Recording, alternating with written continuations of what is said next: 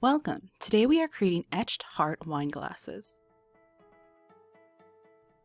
Included in your kits are 2 wine glasses, etching cream, heart stencils, and a paintbrush.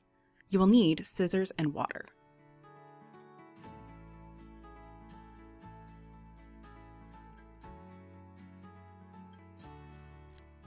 You can use your sheet of heart stencils 2 ways. As seen here, you can remove the hearts and adhere to the glass, applying the etching cream on the entire surface of the wine glass. This method will leave the heart shapes clear and frost the rest of the glass.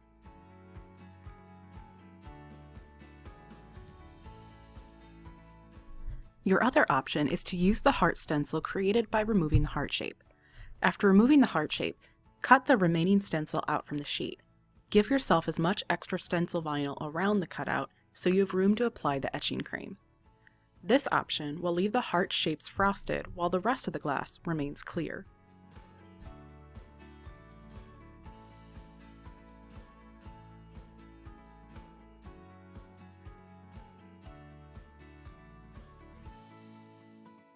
Once your stencils are down, apply a thick coat of etching cream to your designs. For the smaller heart cutout stencil, be careful when applying so the etching cream remains inside the stencil.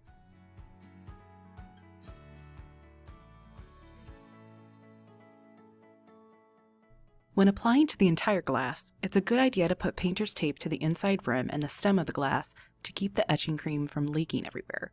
If you have a larger brush available, it will make this step go by faster.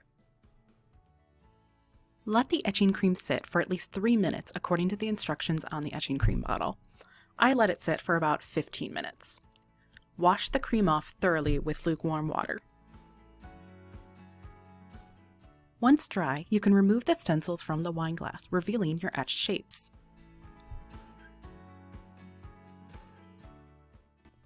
And here are your final products.